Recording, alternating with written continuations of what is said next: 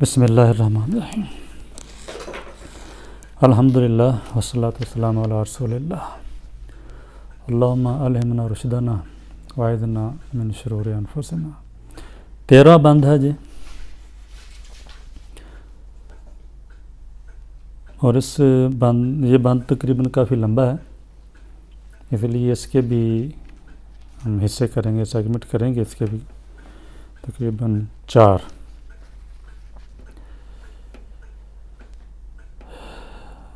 مرد حق از آسماں افتاد چو برق، ہیزم او شہر و دشت غرب و شرق، ہیزم او شہر و دشت غرب و شرق، مشکل ہے ترکیب تھوڑی سی۔ ماہنوز اندر ظلام کائنات، وہ شریک اہتمام کائنات،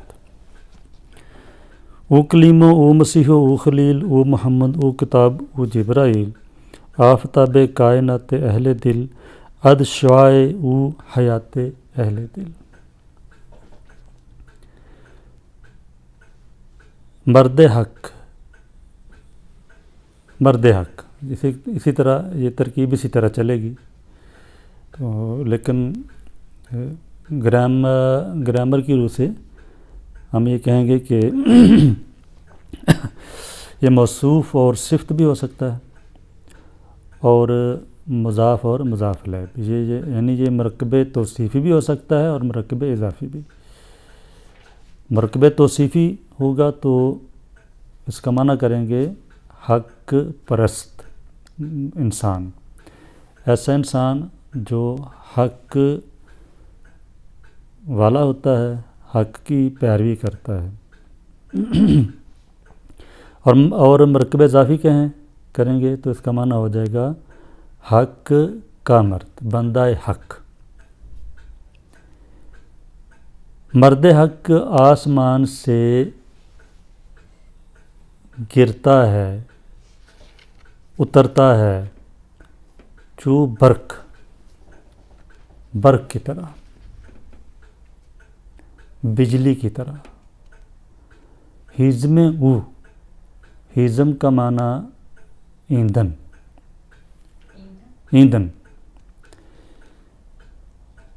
ہیزم او اس کا ایندھن ہوتا ہے،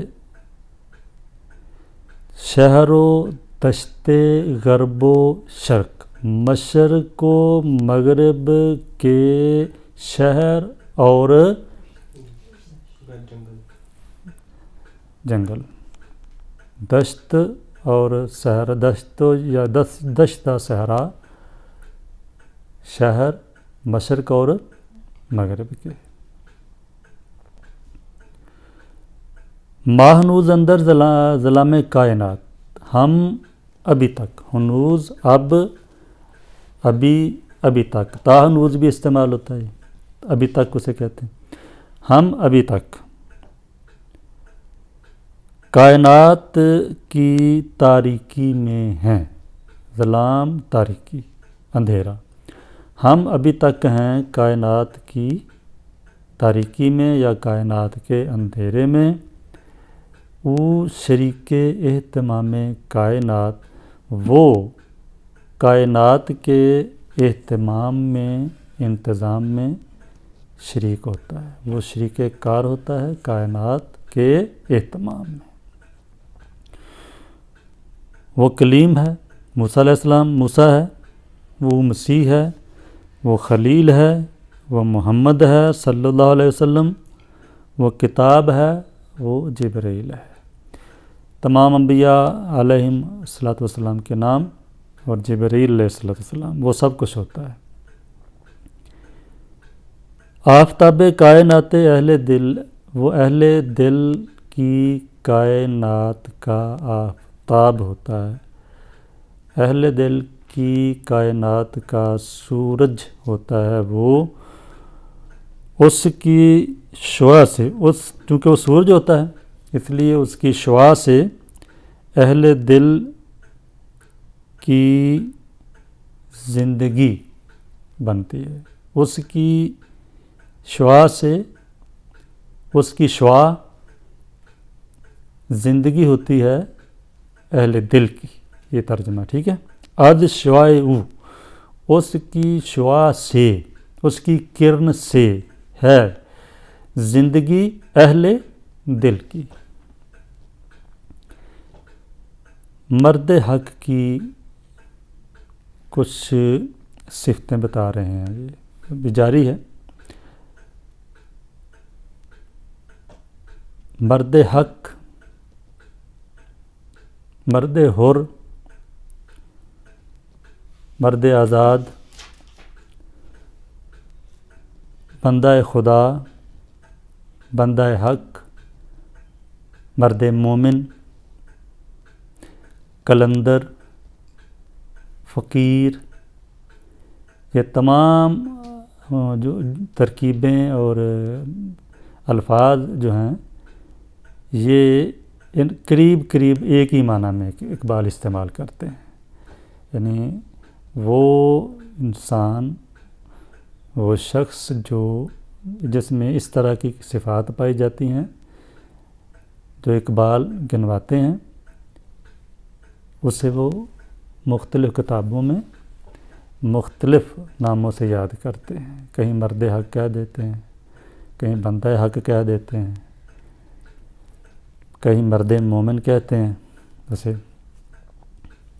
کہیں مرد فقیر کہہ دیتے ہیں، کہیں بندہ خدا کہہ دیتے ہیں، کہیں مرد حر کہہ دیتے ہیں، اس کو آزاد مرد کہہ دیتے ہیں۔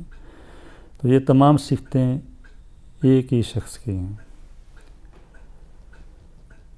اقبال نے مرد حق کے اوصاف گنوائے ہیں اردو کی جو ان کی کتابیں ہیں ان میں بھی بہت جگہ پر، اور فارسی میں بھی بہت سے مقامات میں بتایا ہے کہ جو اللہ کا بندہ ہوتا ہے، مرد مومن ہوتا ہے، اس کے اوصاف کیا ہوتے ہیں۔ جتنے بھی اوصاف انہوں نے بیان کیے ہیں اپنی اردو کی کتابوں میں یا فارسی کی کتابوں میں، ان کا مجموعی خلاصہ اس بند میں انہوں نے یا ان چند شعروں میں بتا دیا ہے۔ تو یہ گویا کہ یہ چند شعر جو ہیں ان میں انہوں نے جو اوصاف بتائے ہیں اللہ کے بندے کے، مرد مومن کے، وہ خلاصہ ہیں ان تمام اوصاف کے جو انہوں نے اپنی تمام کتابوں میں بیان کیے ہیں۔ آپ مرد مومن کے اوصاف تفصیل کے ساتھ ہم پڑھیں گے جب ہم اس اپنے سفر میں پہنچیں گے فلک عطارد میں، جہاں ان کی ملاقات ہوتی ہے جمال الدین افغانی کے ساتھ اور سعید حلیم پاشا کے ساتھ۔ تو جمال الدین افغانی اور سعید حلیم پاشا کی زبان سے ہم سنیں گے مرد حق کے اوصاف۔ مثلاً وہاں انہوں نے بتایا، پہلے جو سعید حلیم پاشا کی زبان سے انہوں نے کہلوائے ہیں مرد حق کے اوصاف، وہ پہلا وصف جو ہے اس کا تقریباً معنی ہے کہ ایک ہی معنی ہے دونوں کا تقریباً۔ وہاں وہ کہتے ہیں کہ مرد حق از خدا، مرد حق از خدا،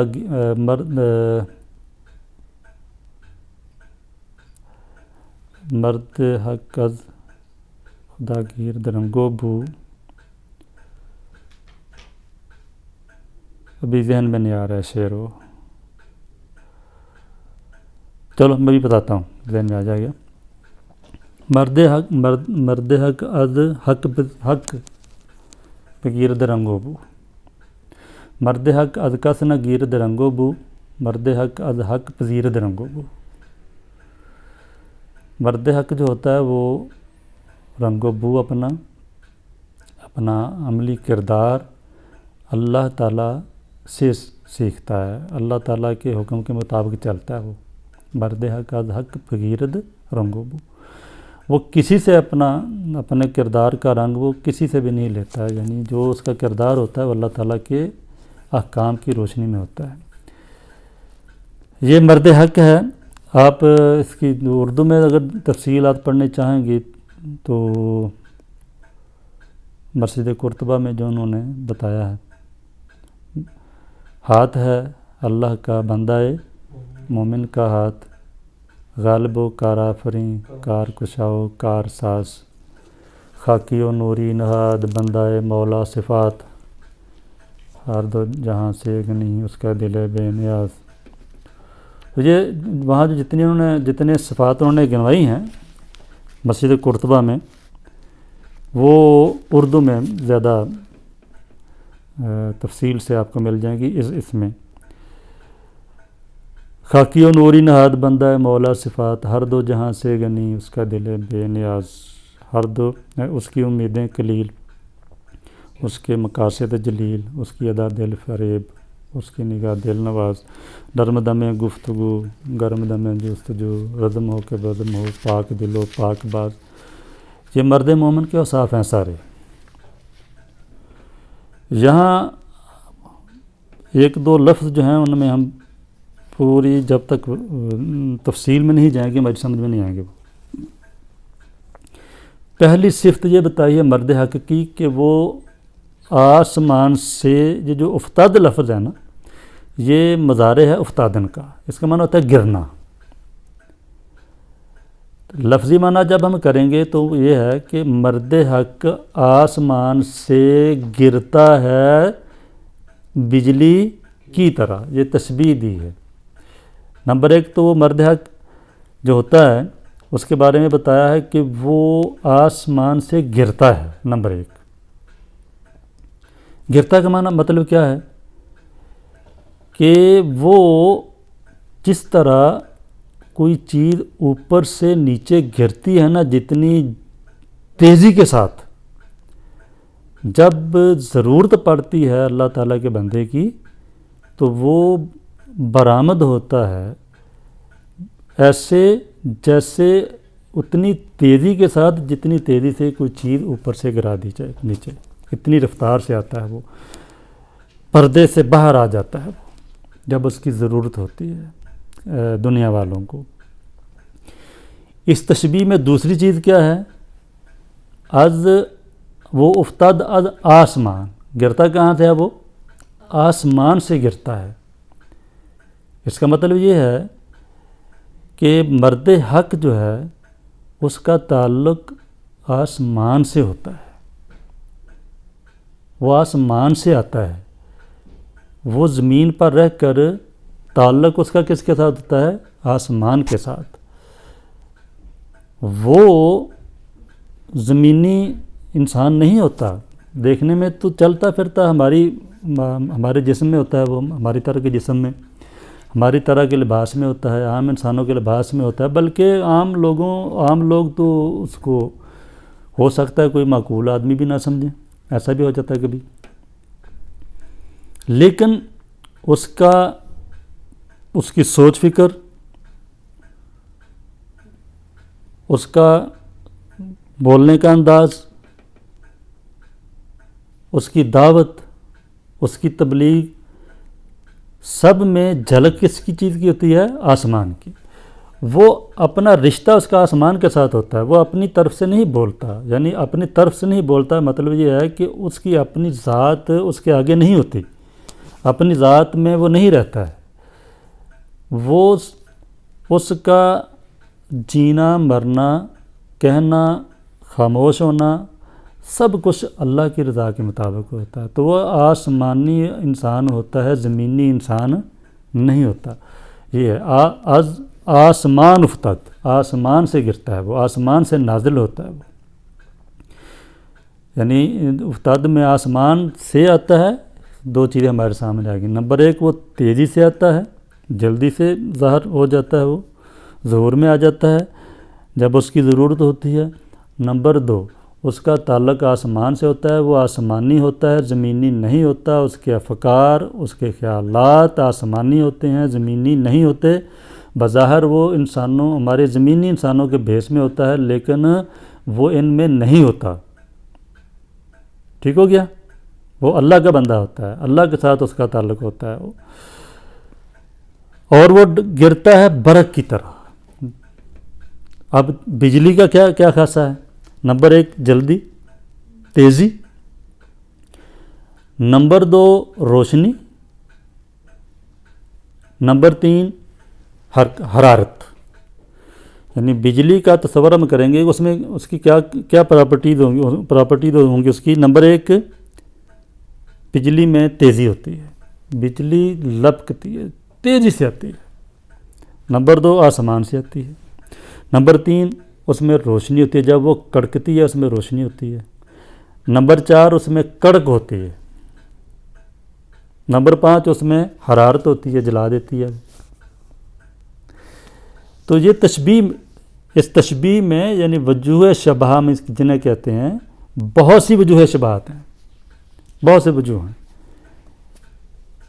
مرد مومن بجلی کی طرح ہوتا ہے، اسی طرح کہ اس میں تیزی ہوتی ہے، اسی طرح کہ اس میں جہاں جب وہ بولتا ہے گرج ہوتی ہے، اس کی آواز میں جھکاؤ نہیں ہوتا. جھکاؤ مطلب یہ ہے کہ نفاق نہیں ہوتا اس کی طبیعت میں.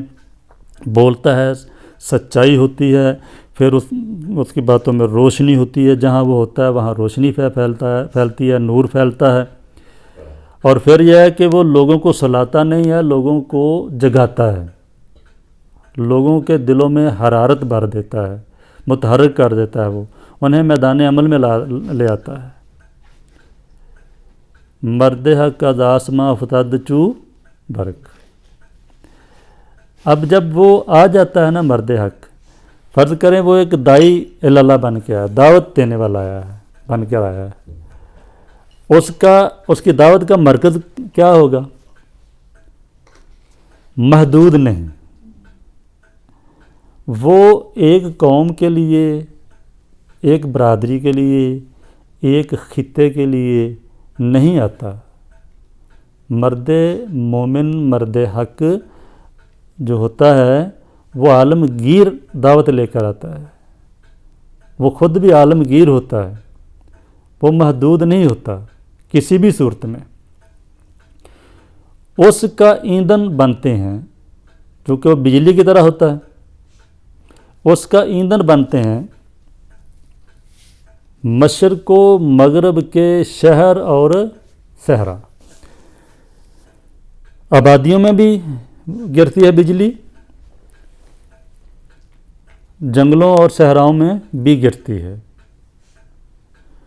مشرق میں بھی گرتی ہے، مغرب میں بھی گرتی ہے. مشرق و مغرب سے مراد صرف مشرق مغرب نہیں ہے، یعنی چاروں سمتیں ہیں. وہ مرد حق جو ہوتا ہے وہ چاروں سمتوں کے لیے ہوتا ہے. اس کی شخصیت محدود نہیں ہوتی، اس کی تعلیم محدود نہیں ہوتی، اس کی تربیت محدود نہیں ہوتی، وہ اس کی دعوت محدود نہیں ہوتی، کسی ایک طبقے کے لیے نہیں، کسی ایک قوم کے لیے نہیں، کسی ایک قبیلے کے لیے نہیں.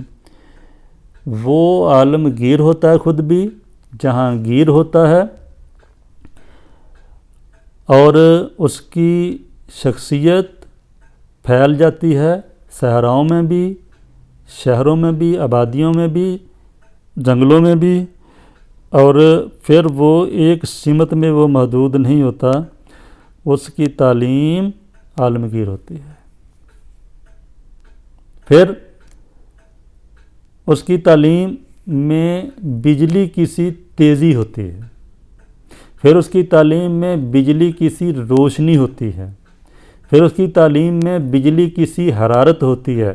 جس طرح بجلی گرتی ہے جب کسی چیز پر تو اسے جلا دیتی ہے، وہ چیز اس کا ایندھن بن جاتی ہے.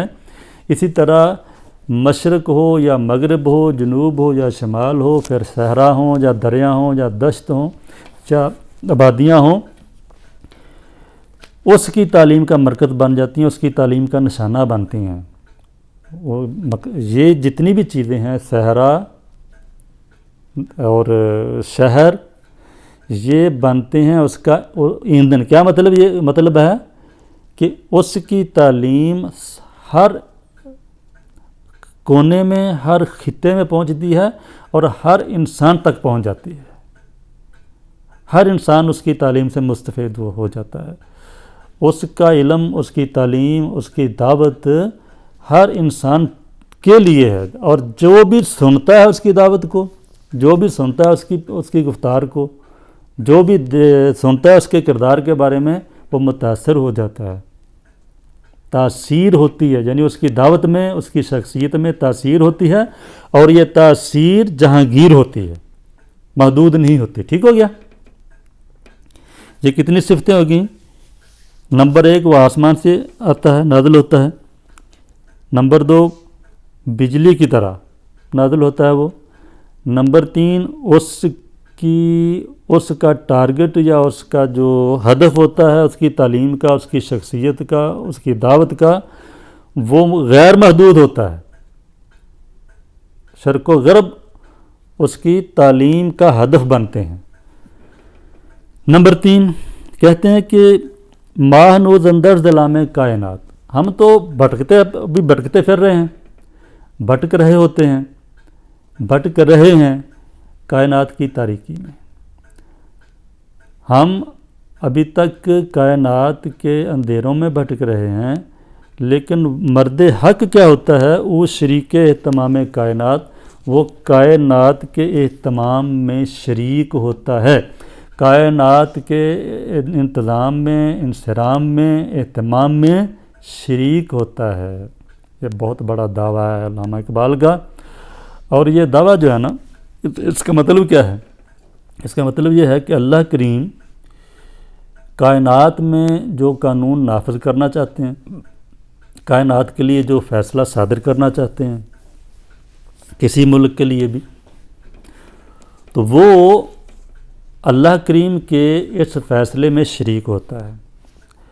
یعنی ایسے ہوتا ہے کہ اس کی چاہت ہوتی ہے کہ ایسا ہو جائے، اللہ کریم اس کی چاہت کو پوری کر دیتا ہے۔ ایسے ہوتا ہے کہ جیسے فرشتوں سے اللہ نے مشورہ کیا تھا کہ میں بنانے والا ہوں انسان زمین میں خلیفہ، اس طرح اللہ کا بندہ جو ہوتا ہے وہ بھی اللہ کریم کی مرضی کے مطابق چلتا ہے، اور اللہ کریم سے اپنی مرضی کہتا ہے، تو اللہ کریم اس کی مرضی کا لحاظ کرتا ہے، اس کی چاہت کا لحاظ کرتا ہے، قدر کرتا ہے اس کی مرضی کی۔ یہ شاہ ولی اللہ رحمۃ اللہ علیہ کی مشہور زمانہ کتاب ہے، بہت بڑی کتاب ہے، غالباً اپنی نوعیت، اپنی طرز کی وہ ایک منفرد قسم کی کتاب ہے، جس کا نام ہے حجت اللہ البالغہ۔ حجت اللہ البالغہ یہ ایک شریعت کا ایک خاص پہلو ہے، جسے ہم کہتے ہیں حکم التشریع۔ شریعت، اور اللہ تعالیٰ جب کوئی شریعت نافذ کرتا ہے، نازل کرتا ہے، کسی قوم کو اپنی شریعت کا، قانون کا پابند کرتا ہے، تو شریعت کے جتنے احکام ہیں ان میں حکمتیں کیا کیا ہیں۔ ایسی کتابیں شریعت کی حکمتوں کے بارے میں تفصیل سے بتاتی ہیں کہ کون سا حکم اللہ تعالیٰ کا کیا کیا حکمتیں رکھتا ہے اپنے اندر۔ اللہ کریم نے اگر ایسے کہا ہے تو اس میں کیا حکمتیں ہیں، اگر اس چیز سے منع کیا ہے تو اس میں کیا حکمتیں ہیں۔ تو جیسے فلسفہ کہہ لیں، فلسفہ شریعت، حکمت شریعت، اس میں انہوں نے ایک بہت عجیب سی بحث کی ہے، اور غالباً یہ شعر جو ہے، ہم نہیں کہتے کہ انہوں نے پورے یقین کے ساتھ تو نہیں کہہ سکتے کہ علامہ اقبال نے وہ پڑھ کر وہی مفہوم بتایا یہاں، لیکن چیز وہی ہے جو شاہ ولی اللہ رحمۃ اللہ علیہ نے بتائی ہے۔ شاہ صاحب فرماتے ہیں کہ وہ فرشتوں کی بتاتے ہیں کہ فرشتوں کی کیٹیگری بناتے ہیں کہ فرشتوں کی کتنی قسمیں ہوتی ہیں۔ وہ کہتے ہیں کہ سب سے جو بلند فرشتے ہیں نا، انہیں ملائے اعلیٰ کہا جاتا ہے، ملائے اعلیٰ۔ ملائے اعلیٰ کا کہتے ہیں کہ وہاں اجلاس ہوتا ہے، بیٹھتے ہیں، کائنات، زمین والوں کے بارے میں وہاں گفتگو ہوتی ہے، یعنی کہ حوال وہاں پیش کیے جاتے ہیں، ان کے بارے میں لے دے ہوتی ہے، بحث ہوتی ہے، اہل زمین کے لیے کیا فیصلہ ہونا ہے، کیا کرنا چاہیے۔ مالا اعلیٰ کا ہم معنی کر سکتے ہیں کہ ایک سینٹ ہے، جیسے سینٹ میں بحث ہوتی ہے اسی طرح وہاں بحث ہوتی ہے، وہ جو سب سے بلند فرشتے ہیں، سب سے اعلیٰ قسم کے فرشتے ہیں، یہ ان کی مجلس کو وہی ہیں جسے ہم سینٹ کہتے ہیں. یعنی سینٹ کی طرز کی وہاں ایک مجلس بیٹھتی ہے، تو وہاں کائنات کے بارے میں فیصلے کیے جاتے ہیں. ایوان بالا کہہ لیں اسے، ایوان بالا کہہ لیں، مالا اعلیٰ ایوان بالا، تو اس قسم کی مجلس ہے. شاہ صاحب فرماتے ہیں کہ جو اللہ کے بڑے بندے ہیں نا، اللہ کے برگزیدہ جو بندے ہیں، مقربین الہی ہیں، جو اس مجلس میں انہیں بھی شریک کیا جاتا ہے، وہ بھی شریک ہوتے ہیں. تو زمین سے وہ لوگ جو اللہ تعالیٰ کے بہت زیادہ مقرب ہیں، ان کی ارواح بھی اس مجلس میں شرکت کرتی ہیں. تو گویا کہ جو فرشتے فیصلے کرتے ہیں وہاں، ہمارے جو بزرگ ہیں، اللہ کے مقرب ہیں جو، ان کی ارواح بھی اس میں شامل ہوتی ہیں. اب یہ ایک چونکہ علیحدہ چیپٹر ہے، میں بتاؤں کہ کون کون سے جنہوں نے کہا بھی بتایا بھی ہے. ہمارے جن کا ذکر ہم کرتے رہتے ہیں عام طور پر، صوفی برکت علی صاحب جان، یہ تقریباً ان کا شمار ہی نہیں میں ہوتا تھا. باقی وہ تو انہوں نے اظہار بھی اس کا کیا تھا، انہوں نے اس بات کا اظہار بھی کیا تھا. ہاں، تو کچھ وہ سمجھے سینیٹر ہیں اللہ تعالیٰ کے. اسی طرح اور بھی بہت زیادہ بزرگ ہیں جن کے بارے میں وضاحت آئی ہے، صراحت آئی ہے کہ وہ ایسے کرتے. تو وہ کہتے ہیں کہ انا لارواح افاضل الآدمیین، میں عبارت پڑھ دیتا ہوں، انا لارواح افاضل الآدمیین دخولا فیہم ولحوقا بہم، کما قال اللہ تعالی یا ایتھا النفس المطمئنہ ارجعی الی ربک راضیۃ مرضیہ فادخلی فی عبادی وادخلی جناتی. تو کہتے ہیں کہ جو افاضل آدمی ہیں، ان کی ارواح جو ہے نا، وہ اس میں شرکت کرتی ہیں، وہ وہاں ایوان بالا میں شرکت کرتی ہیں. ولحوقاً بہم، وہاں جاتی ہیں، وہاں ان کے ساتھ ان کا تعلق ہے، ان کے ساتھ بیٹھتے ہیں وہ جا کر، یہ ارواح جو ہیں. اسی طرح انہوں نے یہ ایک تو دلیل اس سے لی ہے قرآن کریم کے آیت کریمہ سے جو میں نے ابھی پڑھی، اور اسی طرح ایک حدیث شریف سے بھی انہوں نے دلیل لی ہے. حدیث شریف میں ہے کہ آپ صلی اللہ علیہ وسلم نے فرمایا رأیت جعفر بن ابی طالب ملکن یطیر مع الملائکۃ فی الجنۃ بجناحین، میں نے دیکھا جعفر بن ابی طالب کو ملکن یطیر فی الجنۃ مع الملائکہ، میں نے دیکھا کہ وہ فرشتے ہیں بنے ہوئے. فرمایا میں نے جعفر بن ابی طالب کو دیکھا ملکن یطیر، وہ فرشتے تھے، میں نے انہیں فرشتے کی صورت میں دیکھا، یطیر فی الجنۃ، جنت میں اڑتے پھر رہے تھے، مع الملائکۃ، فرشتوں کے ساتھ، بجناحین، دو پروں کے ساتھ. تو یہ اس سے بھی انہوں نے دلیل لی ہے. وہ کہتے ہیں کہ جو وہاں جو سینٹ ہے اللہ تعالیٰ کا، ایوان بالا ہے، اس میں اللہ کریم کے جو بڑے بندے ہیں، بزرگ ہیں بڑے، وہ اس میں شرکت کرتے ہیں. وہاں جو صلاح مشورے ہوتے ہیں، جو بل پاس ہوتے ہیں اہل زمین کے لیے، ان میں ان کی رائے بھی لی جاتی ہے. یہ بتا رہے ہیں اقبال او شریک اہتمام کائنات. ایک تو یہ ہے. دوسرا ہے کہ ویسے بھی عام معنی اس کا یہ لے لیں کہ عام آدمی جو ہے وہ تو دنیا کے اندھیروں میں بھٹک رہے ہیں، ٹامک ڈوئیاں مار رہے ہیں، دنیا کے کاروبار میں، دنیا کے بکھیڑوں میں الجھے ہوئے ہیں سارے لوگ. باقی ہم لوگ جو ہیں وہ دنیاوی بکھیڑوں میں الجھے ہوئے ہیں، اٹے ہوئے ہیں گرد و غبار میں، دنیا کی دنیا کے بکھیڑوں کی گرد و غبار میں ہم دنیا کی تاریکیوں میں ہم بھٹک رہے ہیں. ہمیں تو رستہ بھی نہیں نظر آتا ہے. عام آدمی جو ہے اس کو تو رستہ بھی نظر نہیں آتا ہے کہ جانا کدھر ہے. اللہ کا بندہ جو ہے وہ کائنات کے اہتمام میں شریک ہوتا ہے. کتنا فرق پڑ گیا.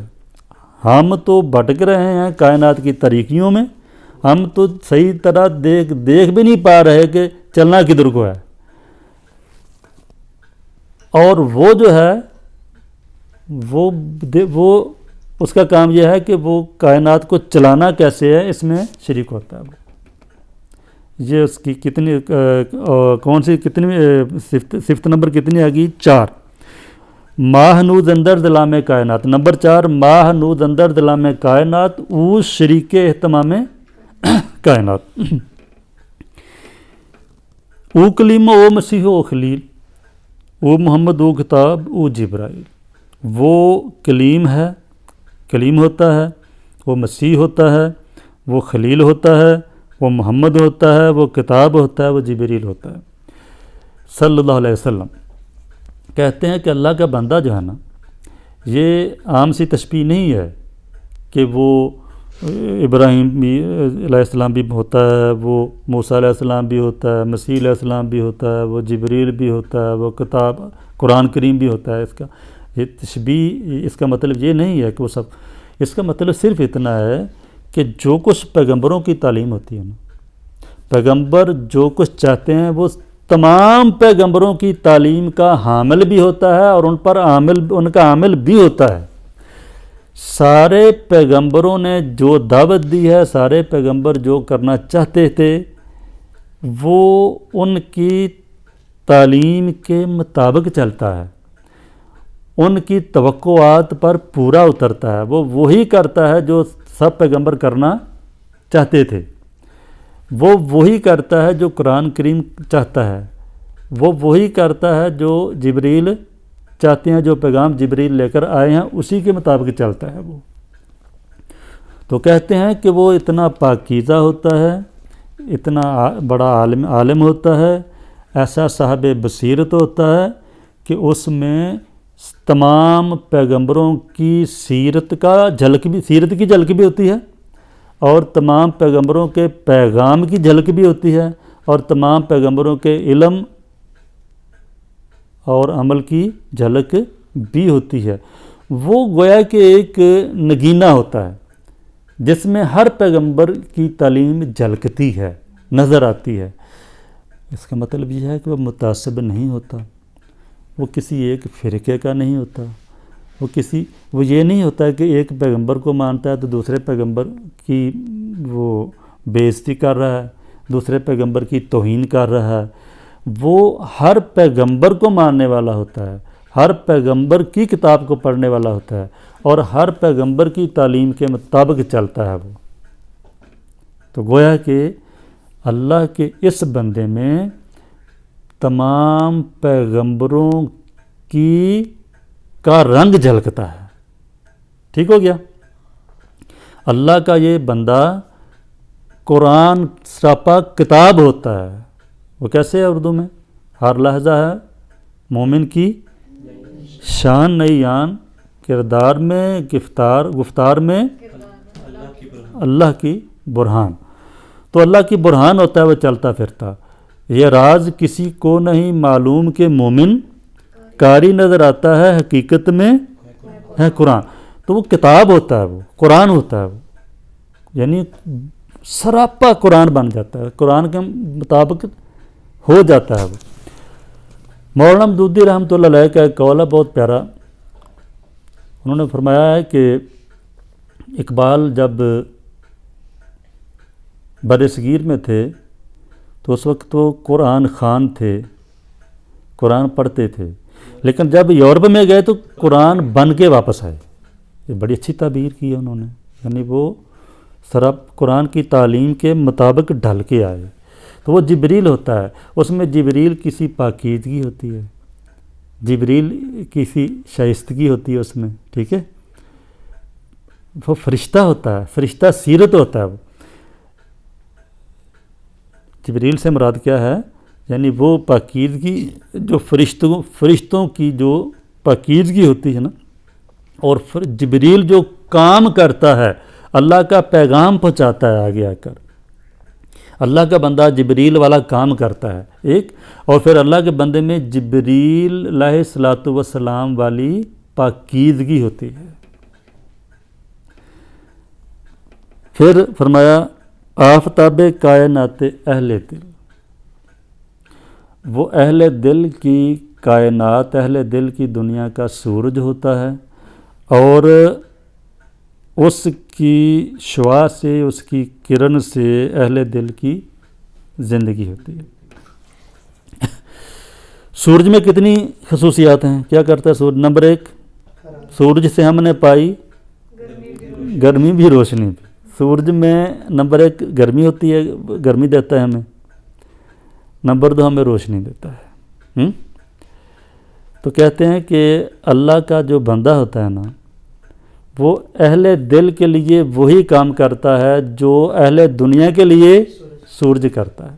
سورج اہل دنیا کو دیتا ہے روشنی، سورج اہل دنیا کو دیتا ہے حرارت، اللہ کا بندہ بھی یہی کام کرتا ہے، روشنی دیتا ہے اور حرارت دیتا ہے، لیکن کن کو؟ اہل دل کو، اہل دل کے لیے ہوتا ہے، اہل دل کی کائنات کے لیے سورج ہوتا ہے، وہ جن کے پاس دل ہے، زندہ دل جو لوگ ہیں۔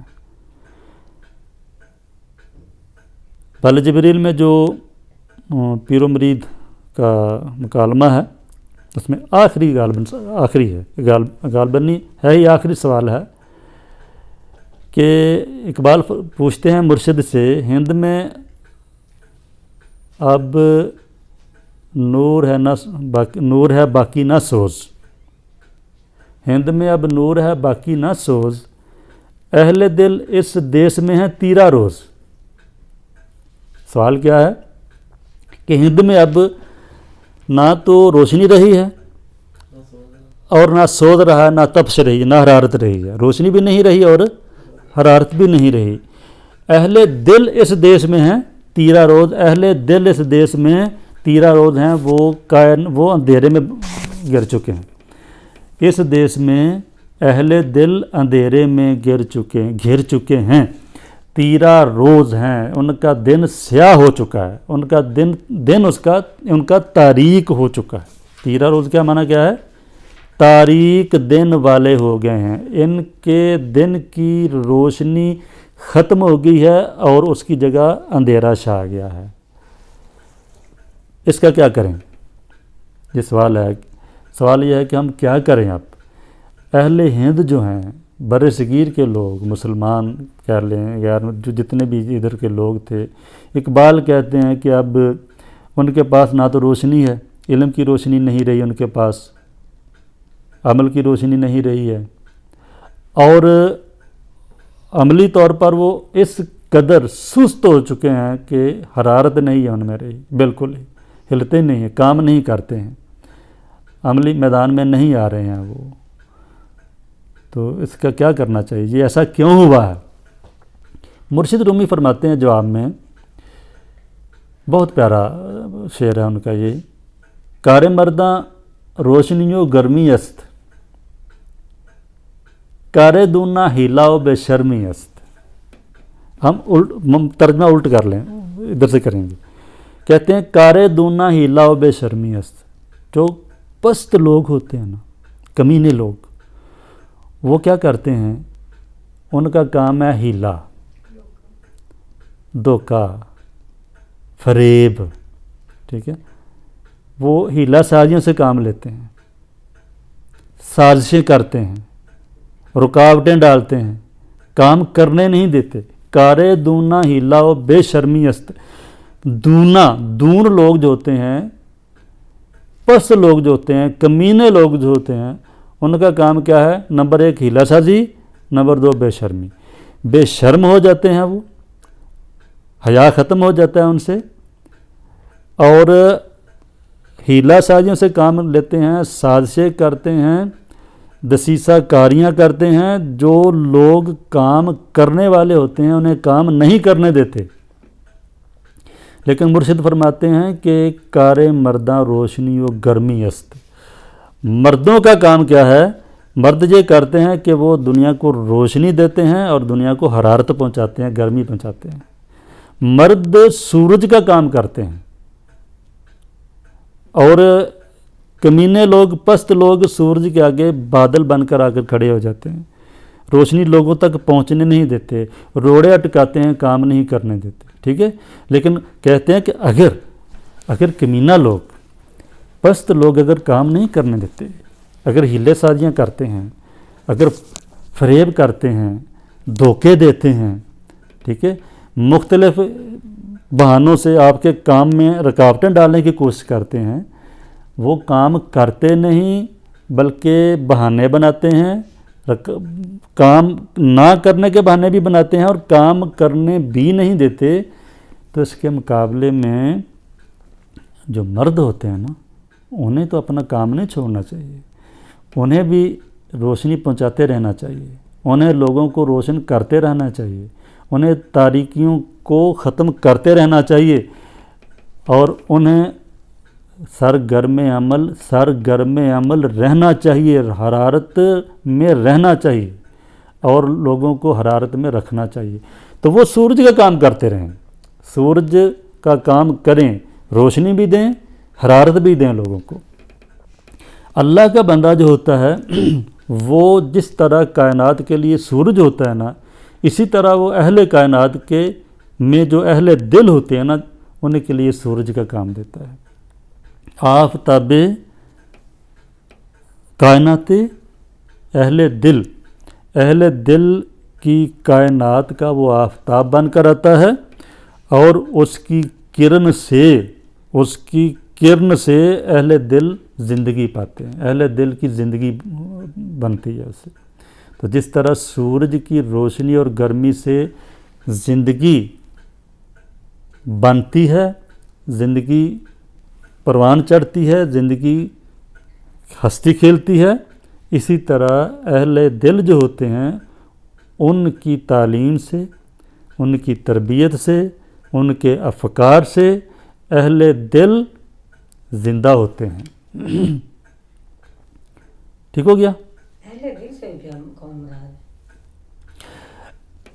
ابھی دل کے بارے میں ہم نے غالباً کسی درس میں بڑی تفصیل سے بتایا تھا کہ دل سے مراد اہل تصوف یا اہل اللہ کے بندے جو ہیں، وہ دل سے مراد یہ جسم گوشت کا ایک ٹکڑا ہے وہ مراد نہیں لیتے ہیں۔ دل سے مراد ان کا ہوتا ہے کہ ایک ایسی صفت، ایسا احساس جو انسان کو پگھلا دے، متاثر کر دے، ٹھیک ہے۔ تو یہ گرمی جو ہوتی ہے، ظاہر ہے اگر سورج ہے وہ گرمی اسی چیز کو دے گا جو گرمی لینے کے قابل ہوگی، جو گرمی سے، حرارت سے پگھل سکتی ہو، حرارت سے گرم ہو سکتی ہو۔ جو چیز جہاں تک اس کی روشنی جا ہی نہ سکے، یا جہاں تک اس کی حرارت جا نہ سکے، یا اس کی حرارت جس چیز پر اثر ہی نہ کر سکے، ظاہر ہے اس کے لیے تو سورج بیکار ہوگا۔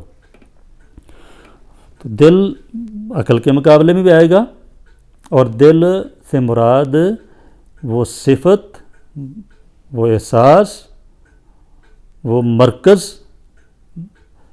جو علم، عمل اور اثر قبول کرتا ہے، وہ ہم اس کو یعنی آسان سی زبان میں سے کہہ سکتے ہیں۔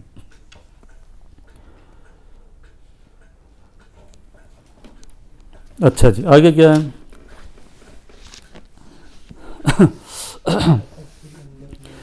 اول اندر نار خود سوزد ترا، بعد سلطانی بیاموزد ترا۔ اگلی صفت یہ ہے، صفت اس کی 7ویں صفت، کہ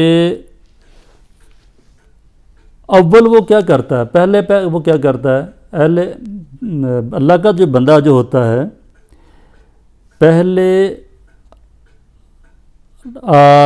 خود سوزد در نار خود سوزد ترا، تجھ کو اپنی آگ میں جلائے گا، اول اندر نارے خود سوزد ترا، وہ پہلے جلاتا ہے تجھ کو اپنی آگ میں، پھر سلطانی بیاموزد ترا، پھر تجھے سلطانی سکھاتا ہے،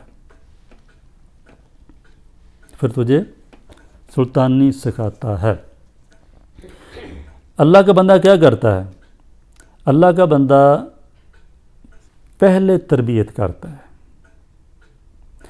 اندر نارے خود سوزت ترا، تجھے اپنی آگ میں پہلے جلا دیتا ہے۔ اس کا مطلب کیا ہے کہ اللہ کا بندہ دھواں دار تقریریں نہیں کرتا، اللہ کا بندہ گفتار کا غازی نہیں ہوتا، پہلے اس کے اندر جو آگ ہوتی ہے نا،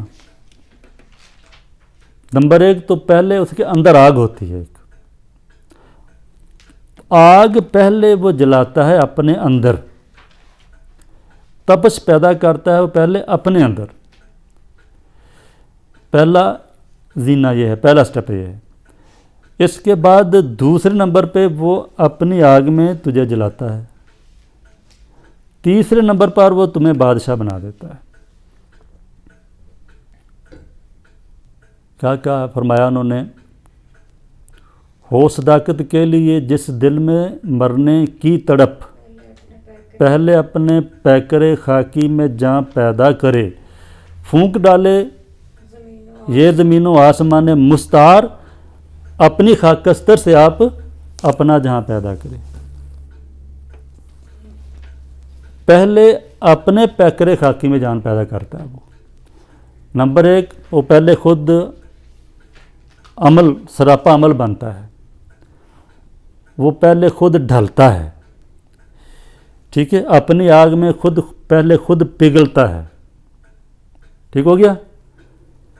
اس کے بعد کیا کرتا ہے، پھر تمہیں اپنی آگ میں پگھلاتا ہے وہ، یعنی وہ صرف تقریر کا بادشاہ نہیں ہوتا ہے، تقریر نہیں کرتا صرف وہ صرف خطاب ہی نہیں کرتا، جو آگ جو آتش اس کے اندر لگی ہے پہلے اس میں خود جلتا ہے، پہلے خود عمل کرتا ہے اپنی تعلیم کے مطابق، اپنے عمل کے مطابق، اس کے بعد وہ تمہیں اپنے مطابق ڈال دیتا ہے، پھر جب تم اس کی آگ میں جل جاتے ہو، جیسے وہ کہتا ہے ویسے زندگی گزارنا شروع کر دیتے ہو، تو پھر وہ تمہیں بادشاہ بنا دیتا ہے، پھر وہ تمہیں سلطانی سکھا دیتا ہے۔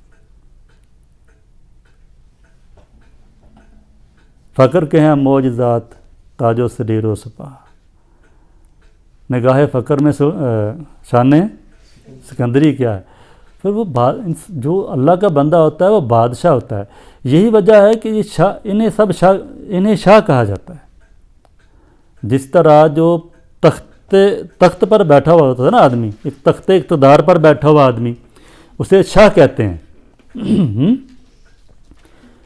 جو بھی اقتدار کے تخت پر بیٹھتا تھا، غالب آ جاتا تھا، قبضہ کر لیتا تھا اقتدار پر، اسے شاہ کہتے ہیں۔